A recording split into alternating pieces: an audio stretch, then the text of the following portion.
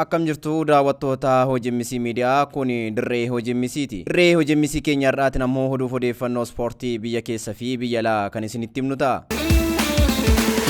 Pirimeer Liigii Itoophiyaanii Adaamanii tapha 10 booda gara injifannootti yoo deebi'u dursaa liigichaa Bunni Sidaamaa qabxii gate. Tapha torbee 31ffaa Pirimeer Liigii Itoophiyaanii Adaaman 4-0 Shiree Indasillaasee injifate. Adaamanii qabxii 38 sadarkaa 13ffaa irratti argama. Taphoota biroo taphatamaniin Shaggarii dursaa liigichaa Buna Sidaamaa 1-0 injifate. Goolii injifannoo Shaggarii daqiiqaa 32tti Biiniyaam Fiqiruu galchuu danda'eera. Baardaar Walwaalloo Addagiraat waliin qabxii yoo qooddatu Walaayittaa Diichanii 3-2 Arbaa Miinci injifate. Ittuma fufuunii Humni Ibsaa 3-1 Faasiliin mo'ate. Kan hordofee Humni Ibsaa qabxii 45 walitti qabachuun sadarkaa isaa gara 5tti fooyyessee jira. Har'a itti fufuunii taphni qixxeessituu lama ni gaggeeffamu. Haaluma kanaan Ashuraansiin Itoophiyaa Baankii Daldala Itoophiyaa waliin sa'aatii 9tti yoo taphatanii Nageellee Arsii Dirridawaa waliin sa'aatii 10tti ni taphatu. Nageellee Arsii tapha kana kan injifatu yoo ta'e sadarkaa isaa fooyyessuun garaagarummaa dursaa liigichaa waliin qabu gara qabxii 4tti ni xiqqeessa. Tapha hanga ammaatti taphatameen Bunni Sidaamaa qabxii 55 sadarkaa 1ffaa, Maachaal qabxii 49 sadarkaa 2ffaa, Nageellee Arsii qabxii 48 sadarkaa 3ffaa irratti argama. Shiree Indasillaasee Maqalee Sabaa Indaartaa fi Arbaa Miinci kilaboota wal duraa duuban sadarkaa dhumaa irratti argamanidha.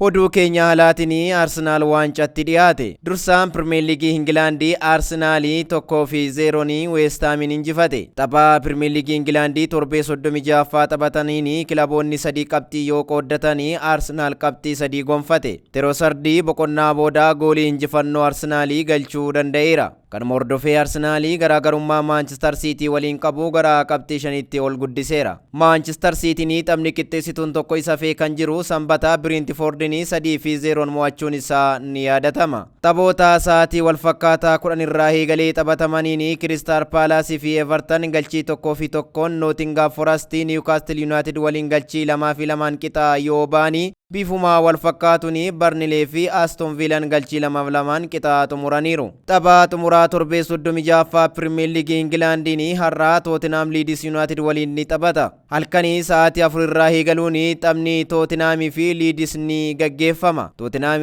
dirree isaa irratti Leeds Unitedin kan mo'u yoo ta'e carraa Pirimeer Liigii Ingilaandii bara dhufuu keessa turu ni bal'ifata. Tapha hanga ammaatti taphatameen Arsenaal qabxii 79 tokkoffaa, Manchester City qabxii 74 lammaffaa, Manchester United qabxii 65 sadarkaa 3ffaa irratti argama. West Ham, Burnley fi Wolves kilaboota wal duraa duubanii sadarkaa dhumaa irratti argamanidha. Oduu keenya xumuraatiin Barceloonaan shaampiyoonaa bara 2025-26 ta'e. Dorgommii La Ligaa Spain bara 2025-26 Barceloonaan shaampiyoonaa ta'uusaa mirkaneeffateera. Tapha La Ligaa Spain torbee 35ffaa halkan sa'aatii 4 irraa El Clasicotti gaggeeffameen Barceloonaan Real Madridin 2-0 injifate. Tapha kanaan kilaba Kaatalaanii fi Marcus Rashford fi Ferran Torres galchiiwwan lamaan lakkoofsisaniiru. Kanuma hordofuun osoo taphoonni 3 isaafii jiru Barceloonaan qabxii 91 ga'uun shaampiyoonaa La Ligaa ta'uusaa mirkaneeffateera. Daawwattoota keenya oduuf odeeffannoon ispoortii har'aaf qabannee dhufne kanuma nagaatti nuuf tura.